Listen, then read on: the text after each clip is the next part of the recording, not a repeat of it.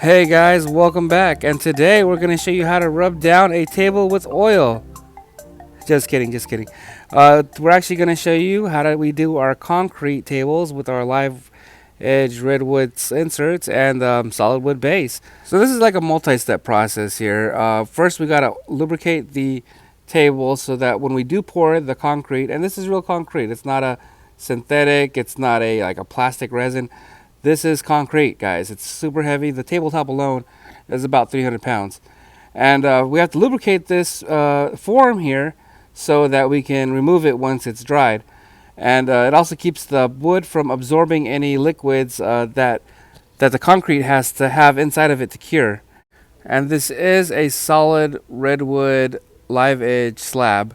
It has been surfaced on the bottom side now, the way you're looking at it here, so that it's smooth and flat, and it is attached with rebar, and that's a rebar mesh. It's not just metal wiring, that's actual rebar. And we do have to mix the concrete proportionately. We use a power mixer to make sure that everything is mixed consistently, because the trick with this certain countertop concrete is that there's a lot of other stuff in it, bonding agents and whatnot. We have to make sure that's thoroughly mixed before pouring. Now here's the pour itself, and the first wave has to be a little runnier. I know if there's anybody out here watching that does concrete, like, wow, that's kind of wet.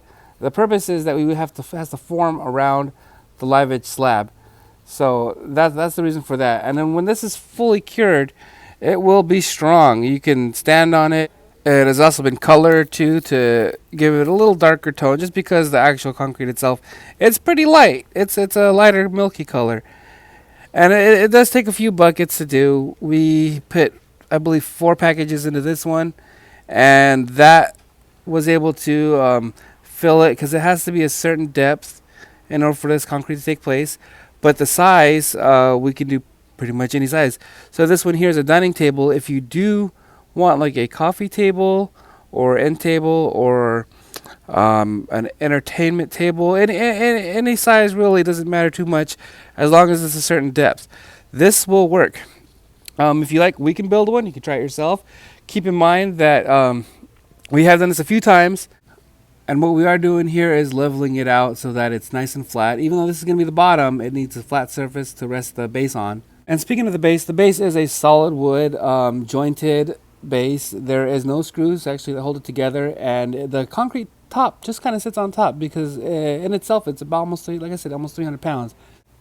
Really cool, right? And so we're going to let this cure out for a while. It's going to take about a week to cure. Maybe we have to wet cure it so that it doesn't dry out the outside. We want to keep it nice and wet, let it dry slowly, and then we will seal it, and I will bring you guys back in a second here to see what it looks like. And here it is, the finished product.